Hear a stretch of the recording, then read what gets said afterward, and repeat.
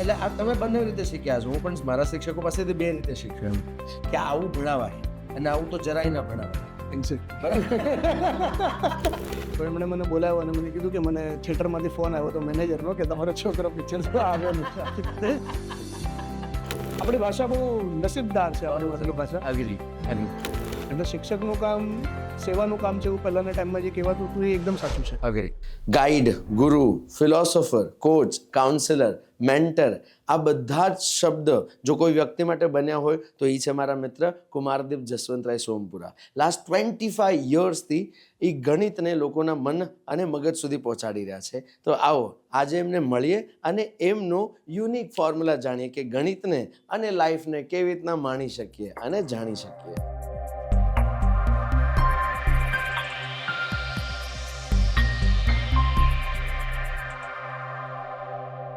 Master ટોકમાં આજે તમારું ખૂબ ખૂબ સ્વાગત છે. Thank you. જેમ માસ્ટર ટોક છે એમ અમારી લાઈફમાં તમારો બહુ મોટો રોલ છે. મારા મિત્રોમાં બધાને જ ખબર છે ભાવિક લાડ ઇઝ માય કાઇન્ડ ઓફ બડી. એ ડાન્સિંગ માટે, ક્રિએટિવિટી માટે, મસ્તી માટે, પણ જો હું કહી શકું એ રીતના જ મિત્ર કોઈ હોય જેને ઇન્ટેલેક્ચ્યુઅલી, સ્પિરિચ્યુઅલી મારો ગ્રોથ કર્યો હોય, ભ્રમણ માટે મને પુશ કર્યો હોય, એવા મિત્ર એટલે કુમારદીપ સોમપુરા.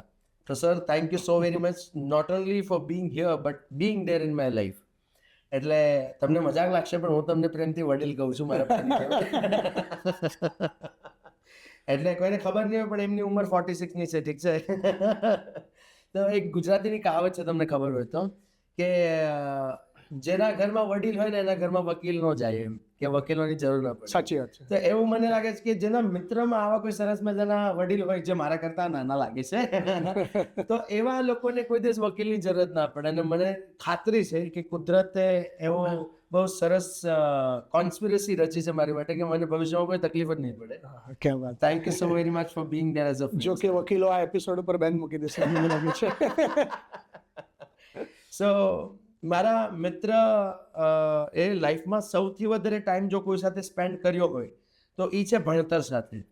બરાબર. સાચી વાત. અને એ ભણતરમાં હું ગર્વથી કહી શકું કે અમારા ઘરે છે ને બ્રાહ્મણ આવ્યા હતા ને એ બ્રાહ્મણે મને છે ને ભગવાન વિશેનું મહત્વ સમજાવ્યું. એમણે મને આ રીતના એલોબરેટ કર્યું. ભગવાન એટલે શું? તો કે ભણવું, ગણવું, વાંચવું ને નમવું. તો આ વ્યક્તિ એવી છે જેનામાં પૂર્ણતઃ ભગવાન છે. ભણવું, ગણવું, વાંચવું અને નમવું. તો તમે તમારી લાઈફના સૌથી વધારે વર્ષો ભણવા પ્રત્યે વિચારવામાં, ભણતર પ્રત્યે કાર્ય કરવામાં, અને એમાં પણ એક વિષય જેના પર તમે સૌથી વધારે કામ કરો છો એ વિષય છે ગણિત, મેથેમેટિક્સ. રાઈટ. સો આ ગણિત વિશેનો લગાવ તમને કેટલા વર્ષથી છે? આમ બેઝિકલી સાયન્ટિફિકલી જોવા જઈએ તો જન્મથી કહી શકાય, કેમ કે મારા પપ્પાને ગણિતમાં ઘણો જ રસ હતો. બહુ સરસ.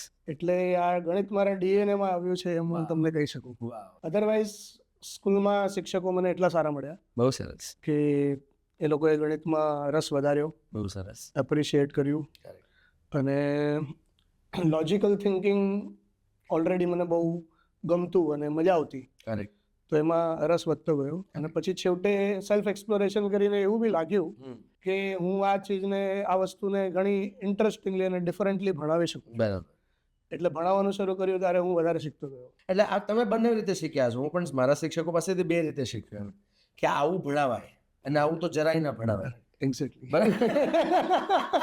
એટલે તમને શિક્ષક ભણાવવામાં ઘણા ખરા શિક્ષકોનો કન્સ્ટ્રક્ટિવ મોટિવેશન પર છે, ડિસ્ટ્રક્ટિવ પણ હશે. એટલે ક્યારેક સ્કૂલમાં એવું વિચારતો તો હું મોટા થઈને શિક્ષક બનીશ, તો આવો તો નહીં જ. સરસ. આ ગણિત એક એવો વિષય છે કે જેને ગમે ને એને પ્રેમ થઈ જાય, અને જેને ના ગમે એને ડિપ્રેશન આવી જાય, અને એટલો બધી બીક લાગી જતી હોય છે આ વિષયને સાંભળીને કે વિષયને લઈને. તો એવા બાળકોના મનમાં પણ તમે ઘણું ખરું પરિવર્તન લાવ્યા છો. સાચી વાત છે. તો લોકોએ માની લો કે હું જ છું, હું SP સ્ટુડન્ટ રહ્યો કોલેજમાં, પણ એની પહેલા મને ગણિત આવડતું, ફાવતું, પણ ડર લાગતો. એની પછી પણ ડિગ્રી કોલેજમાં ગણિત આવ્યું, તો કરી લીધું મેં. કરવું નહોતું મારે, એની સાથે છે ને મજા કરવી, તેમ ગર્વ લેવો, તો પણ એ ગર્વ ન લઈ શકે. ઓકે. તો મારા વ્યુઅર્સમાં એવું કોઈ હશે જે ગણિત સાથે આગળ વધવા માંગે છે, એની અંદર ગણિતનો ફિયર કાઢવા માંગે છે, એની માટે તમે કશું જણાવી શકો તો? શ્યોર. પહેલી વાત તો એ છે કે ગણિતને અઘરો વિષય ન સમજવો જોઈએ. ગણિત અઘરું લાગે લોકોને એનું એક કારણ છે. બેઝિક તમે જોવા જાઓ એનું નોલેજ તો દરેક વિષયના થોડા ફંડામેન્ટલ્સ હોય, True. એના પાયાનું નોલેજ હોય. તો એ નોલેજ લીધા વગર જ્યારે આપણે કૂદકો મારવા જઈએ હા તો ઓબ્વિયસલી આપણે પછડાવાના છે. બરાબર. એટલે મારી એવી સલાહ છે જે લોકોને ગણિત અઘરું લાગતું હોય કે તમે એનો પાયો પહેલા મજબૂત કરો. બરાબર.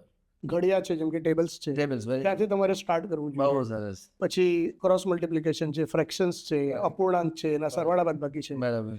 એના નિયમોને જે તમે જાણી લેશો તો ઘડિયાથી લઈને ઇન્ટિગ્રેશન ડેરિવેશન સિવાયનું કોઈ મેથ્સ તમને ક્યારેય અઘરું લાગશે નહીં. બરાબર. અને ગણિતની સારામાં સારી વસ્તુ એ છે કે તમે ઘણું બધું સ્કોર કરી શકો છો એની અંદર, કેમ કે એક પ્રેક્ટિકલ સબ્જેક્ટ છે અને નિયમ પર ચાલવા વાળો છે, એમાં અપવાદો નથી હોતા. બહુ સરસ. એટલા માટે આ એક સ્ટ્રેટ ફોરવર્ડ વિષય છે અને મને ગમે પણ છે, ભણાવવું પણ સારું લાગે. આ માન્ય કે તમે ICSE માં હો કે CBSE માં તમે બધા જ માધ્યમોને ભણાવી મેં રહ્યા છો. બધા બોર્ડને ભણાવ્યા. બધા જ બોર્ડને ભણાવ્યું છે અને હમણાં તમે ICSE અને CBSE સાથે જોડાયેલા છો, એક્ઝેક્ટલી. એના ગણિત સાથે જોડાયેલા છો. તો મને એવું લાગે છે કે ICSE હોય, CBSE હોય, સ્ટેટ બોર્ડ હોય, સાયન્સ હોય કે કોમર્સ હોય કે આર્ટ્સ હોય, તમે કીધું એ એક જ એવો વિષય છે જ્યાં 100 માંથી 100 તમને મળી. બરાબર છે. એ અપવાદ એમ સર્જે છે એવું છે કે ભાઈ આ બધામાં તમને સૌથી શ્રેષ્ઠ વસ્તુ ગણિતમાં મળી.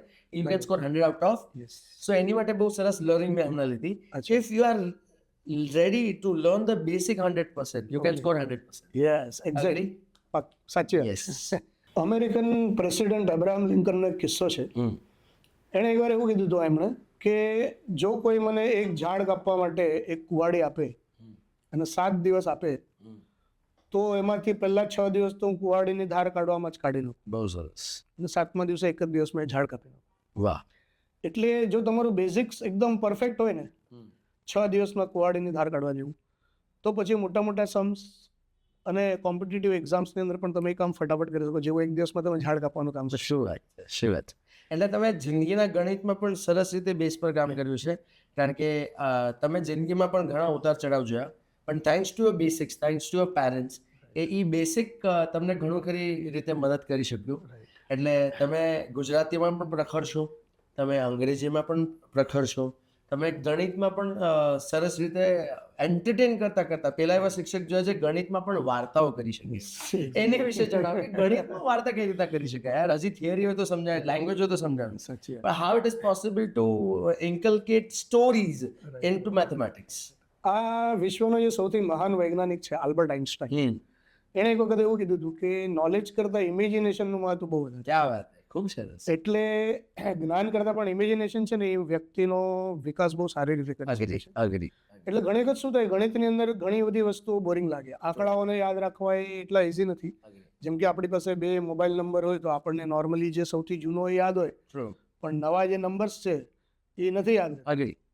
તો કેટલીક વસ્તુઓ બોરિંગ યા તો યાદ રાખવાની અઘરી હોય તો ત્યાં ઇમેજિનેશનને એક ટૂલ તરીકે આપણે વાપરી શકીએ. ટ્રુ. ટ્રુ.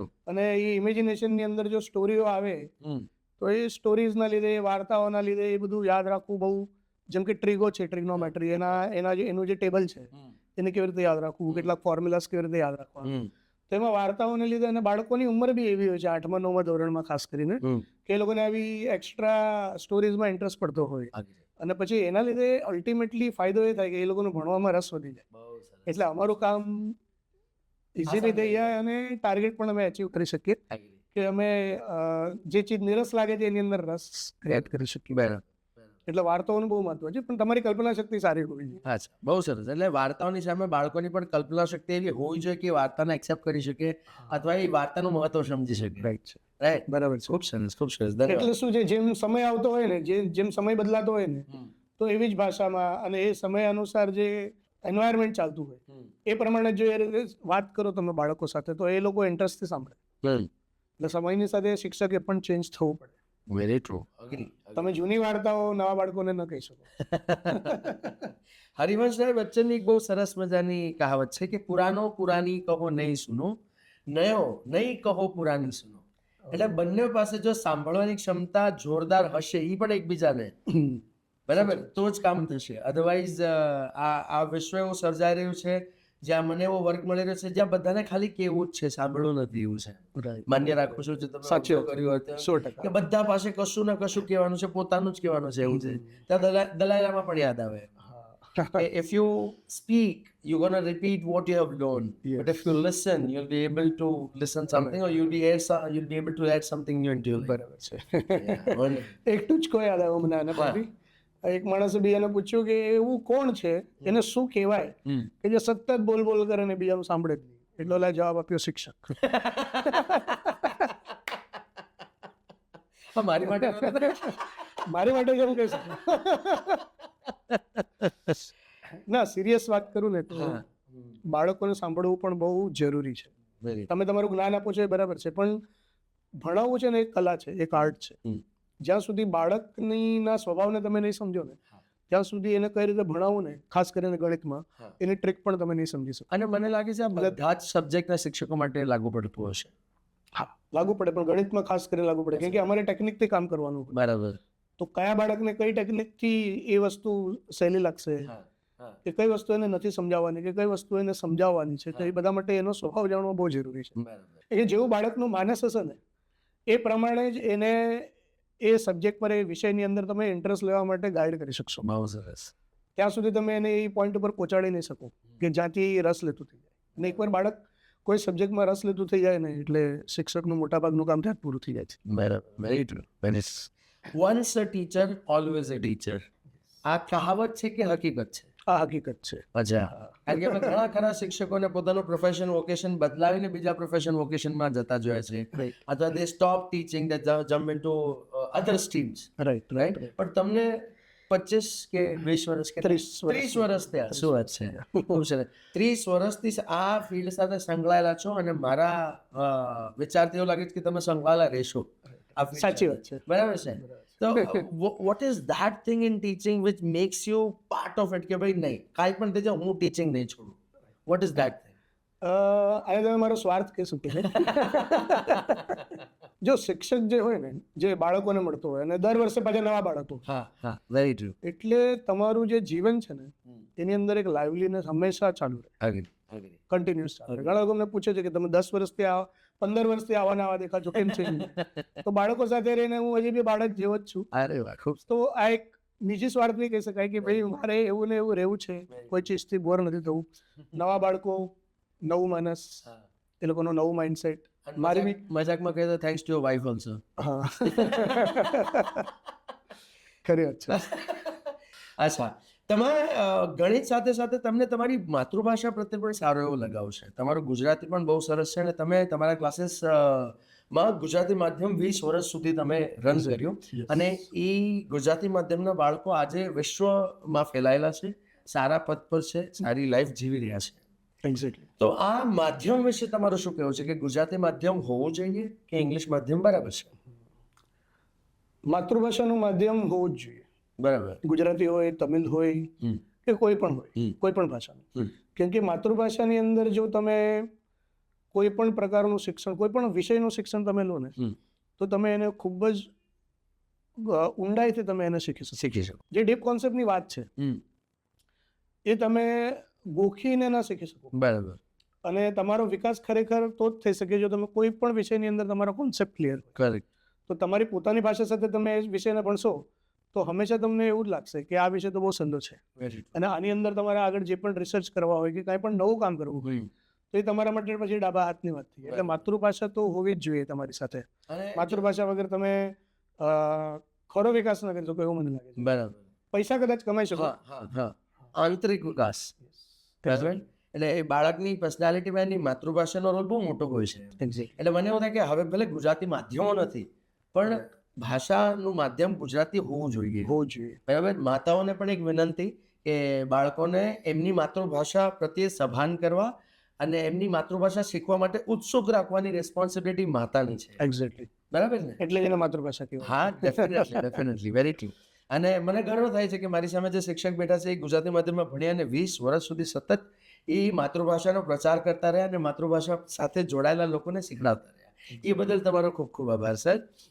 યસ. અને હવે આપણે ગણિતની જર્નીને આગળ વધારતા જઈએ તો હવે તમે ઇન્ડસ્ટ્રી જોઈ, ટીચિંગ ઇન્ડસ્ટ્રી બહુ નજીકથી જોઈ છે. તો 20 વર્ષ પહેલા કે 25 વર્ષ પહેલાની ટીચિંગ ઇન્ડસ્ટ્રી અને 25 વર્ષ પછીની ટીચિંગ ઇન્ડસ્ટ્રીમાં ફરક શું છે? આમાં સૌથી મોટો ફરક છે ને આઈટી લઈને આવ્યું છે, ઇન્ફોર્મેશન ટેકનોલોજીના લીધે. એટલે પહેલા એવું હતું કે બાળક મૂંઝાઈ જતું ને તો શિક્ષકને એપ્રોચ કરી શકે તો કરીને એના પ્રોબ્લેમ સોલ્વ કરી લીધું.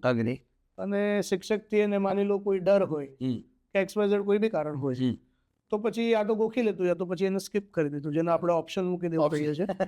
પણ હવે એવું નથી. હવે આઈટી ક્ષેત્રના લીધે શું થયું છે કે લોકો એકબીજા સાથે ઘણા બધા માધ્યમથી જોડાયેલા છે. બરાબર. એટલે એકબીજાનો લોકો સારો કોન્ટેક્ટ કરી શકે છે, યુટ્યુબનો ઉપયોગ કરી શકે છે. Correct.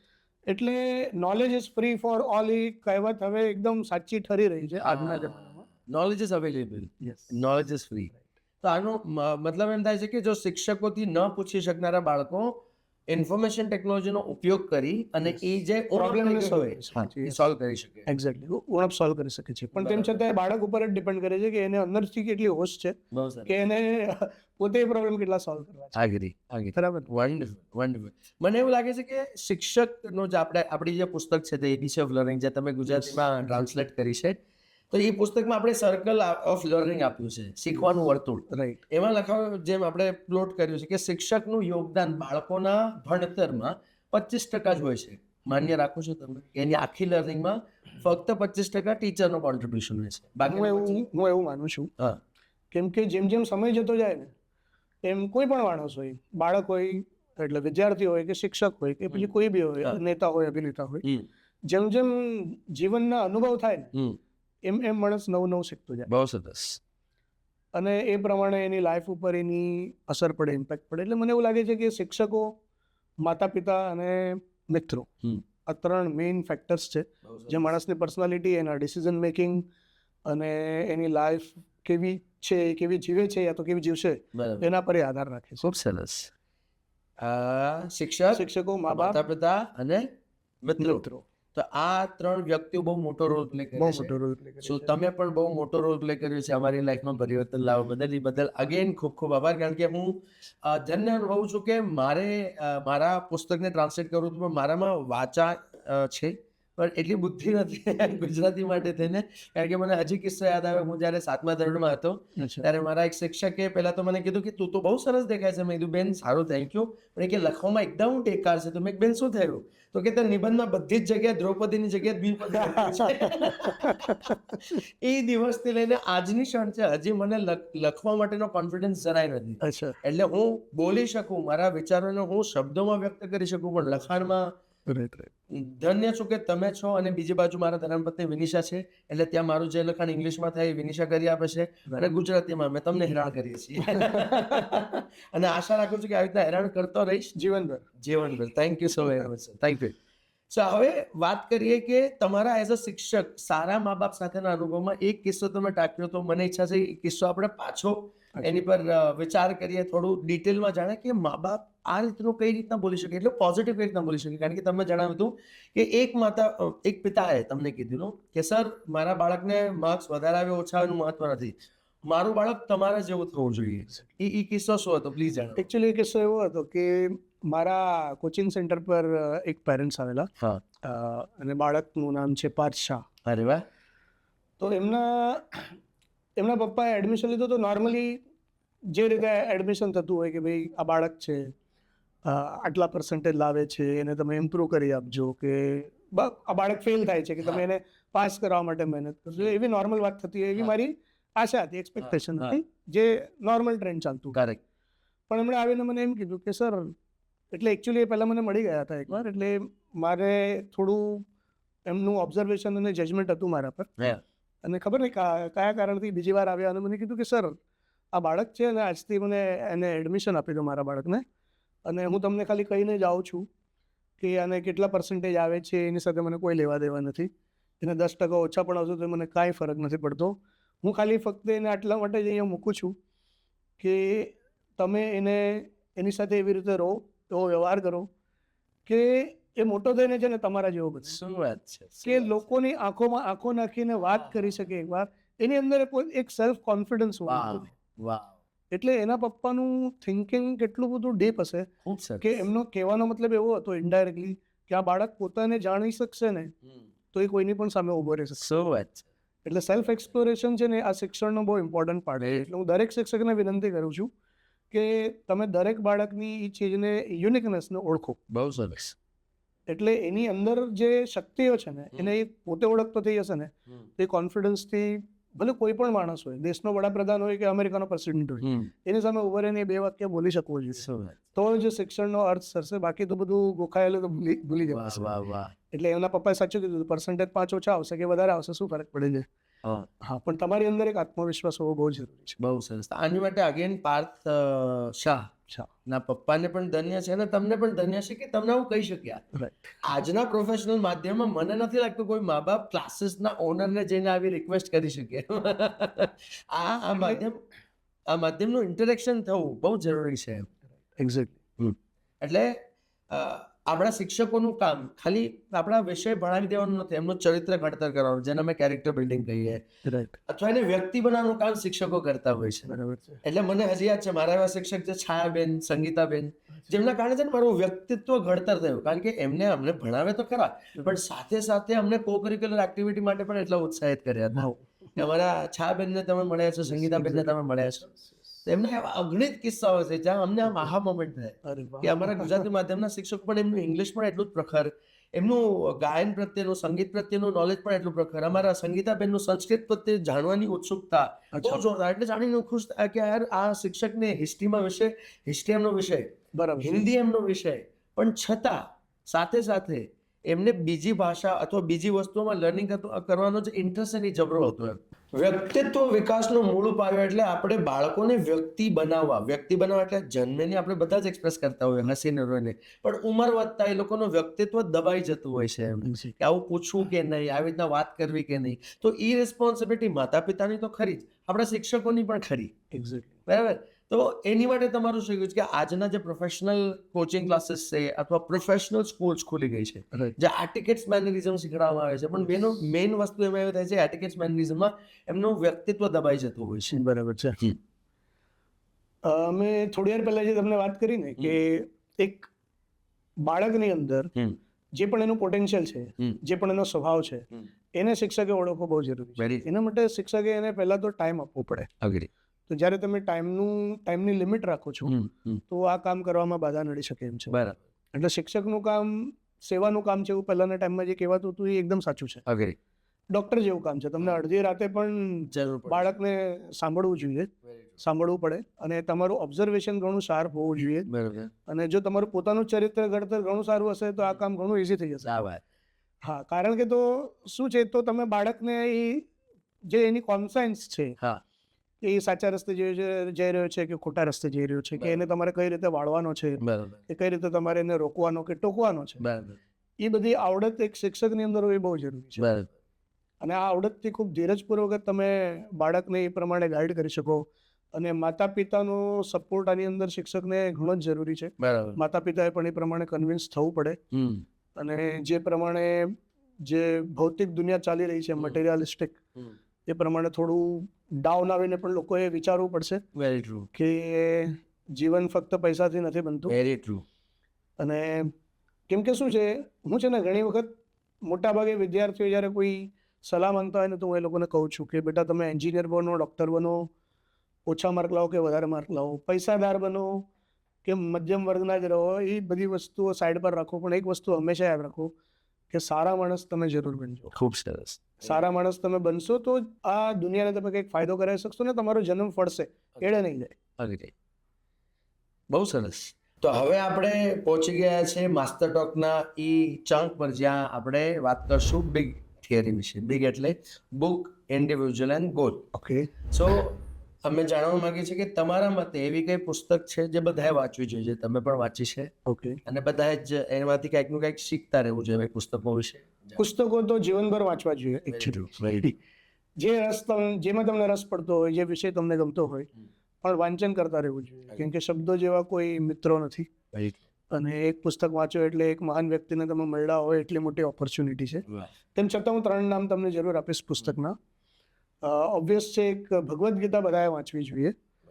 કેમ કે જીવન એટલું સરળ નથી હોતું, અને જીવનની જટિલતાઓને જો તમારે ઇઝીલી સોલ્વ કરવી હોય તો ભગવદ્ ગીતા જેટલું સારું કોઈ સોલ્યુશન છે નહીં. ભગવાનને તમારે સમજવા હોય, જીવનને સમજવું હોય તો ભગવદ્ ગીતા સૌથી શ્રેષ્ઠ માધ્યમ છે. બીજું પુસ્તક છે પ્રસન્નતાની પાંખડીઓ, જે હમણાં તાજેતરમાં જ મેં વાંચ્યું. ફાધર વોલેસ જે સ્પેનિશ હતા, ગુજરાતી ઉપર બહુ સારી હતોટી હતી ગુજરાતી ભાષા પર એમની. તો એમણે લગભગ 125 ઉપર શોર્ટ સ્ટોરી, ટૂંકી વાર્તાઓ લખી છે. ઘણી વાર્તાઓ તો 4-4, 5-5 લીટીઓની જ છે, પણ એટલું સુપર એની અંદર મેસેજ છે અને ઘણું સારું પુસ્તક છે આ. તો પ્રસન્નતાની પાંખડીઓ બધાએ વાંચવી જોઈએ. બહુ સરસ. કેમ કે આ હવે એકચ્યુઅલી સમય પણ એવો છે કે લોકોને લાંબુ વાંચન ગમતું નથી, તો ટૂંકી વાર્તાઓમાં એ બેસ્ટ લાગે છે મને. દત્તાત્રેય બાલકૃષ્ણ કાલેલકર, જેને આપણે કાકા કાલેલકરના નામથી ઓળખીએ છીએ, જે જન્મે મરાઠી હતા પણ એમણે પણ ગુજરાતી ભાષા ઉપર ઘણી સારી, આપણી ભાષા બહુ નસીબદાર છે, આપણી માતૃભાષા. તો એમણે હિમાલયનો પ્રવાસ જે બુક લખી છે, પુસ્તક લખ્યું છે, એ દરેક વ્યક્તિએ 2 કારણથી વાંચવું જોઈએ. કે રખડવાનો આનંદ એ પણ એમનું પુસ્તક છે એકચ્યુઅલી, પણ હિમાલયનો પ્રવાસ ઘણું સુંદર પુસ્તક છે. એક કારણ એ છે વાંચવાનું કે તમને હરવા ફરવાનો શોખ હોવો જ જોઈએ. કુદરતને તમે પ્રેમ કરી શકશો તો જીવનનો સંતોષ તમને જરૂર મળશે. અને બીજું કારણ છે કે એમની ભાષામાં સમૃદ્ધિ બહુ છે. એવું કહેવાય છે કે ગુજરાતી શીખવું હોય તો એમના પુસ્તકો વાંચો તમે. યસ, હા. તો તમને ગુજરાતીની અલંકારિકતા, એનું વ્યાકરણ, એ બધું બહુ સચોટ રીતે અને ઘણું સુંદર રીતે શીખવા મળે. ખૂબ સરસ. એટલે આ 3 પુસ્તકો મારું સજેશન છે એવું કે વાંચવા જોઈએ. બહુ સરસ. Thank you sir. હવે બીજો પાસો બિગ થિયરીનો, ઇન્ડિવિજ્યુઅલ. તમે એવી કઈ વ્યક્તિઓને મળ્યા છો અથવા એવી કઈ વ્યક્તિઓ તમને મળી છે જેના કારણે તમારી લાઈફમાં પરિવર્તન અને લર્નિંગ વધી હોય? હું આમાં થોડો નહીં પણ ઘણો નસીબદાર છું કે એવી વ્યક્તિઓ મને ઘરમાં જ મળી છે. બહુ સરસ. એક મારી મમ્મી અને એક મારા પપ્પા. બહુ સરસ. એક બાળકને જીવન પ્રત્યે પોઝિટિવ બનાવવું એ બહુ મોટું અને સારું લક્ષ્ય કહેવાય પેરેન્ટ્સનું. અને મારા નસીબથી મારા મા બાપે મને પોઝિટિવ બનાવવા માટે, જીવન પ્રત્યે, એવું નહીં કે ફક્ત નાનપણમાં, જીવન પ્રત્યે પોઝિટિવ બનાવવા માટે જે રીતે મારો ઉછેર અને સિંચન કર્યું છે, એ મારા માટે ઘણા મોટા સારા નસીબની વાત છે. એમણે શું કર્યું કે જાણે અજાણે, આઈ ડોન્ટ નો કોન્શિયસલી ઓર અનકોન્શિયસલી, એમણે આના માટે એક બહુ સરસ ટૂલનો ઉપયોગ કર્યો, પ્રેમ. એમણે માણસ પ્રત્યેનો પ્રેમ, પ્રાણીઓ અને પંખીઓ પ્રત્યેનો પ્રેમ, અને વિદ્યાર્થીઓ માટેનો પ્રેમ, શિક્ષણ માટેનો, માતૃભાષા પ્રત્યેનો પ્રેમ, દરેક પ્રેમનું સિંચન મારી અંદર સતત કરી રાખ્યું. એટલે મારી લાઈફને જ એમણે વેલેન્ટાઇન ડે બનાવી. અરે ક્યાં વાત, ખૂબ સરસ. અને I agree that your mom and dad played a bigger role in your life.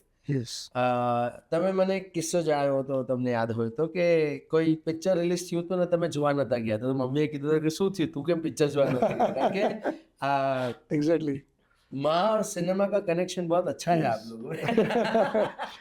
સાચી વાત. એની વિશે જણાવો.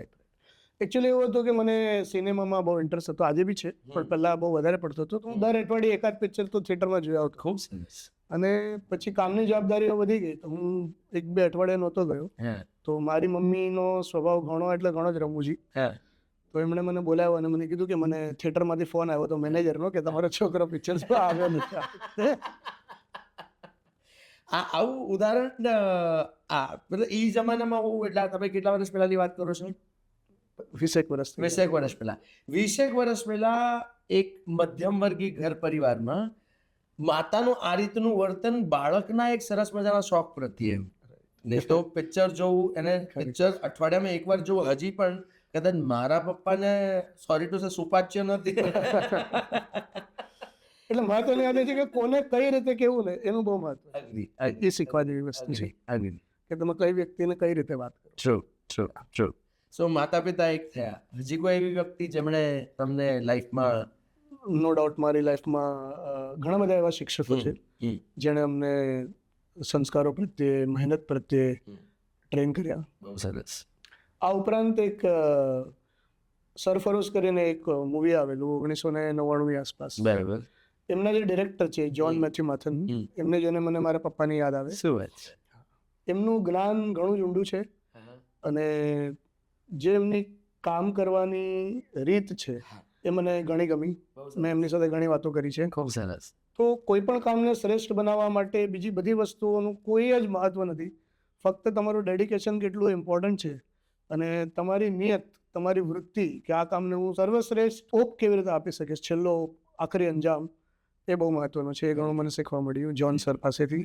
હવે આના ત્રીજા પાસા પર આવીએ. બિગ થિયરીનું બુક્સ વિશે તમે જણાવ્યું, 3 પુસ્તકો તમે રિકમેન્ડ કરી, એની પછી તમે વ્યક્તિ વિશે જણાવ્યું, અને હવે આવે છે ગોલ તરફ.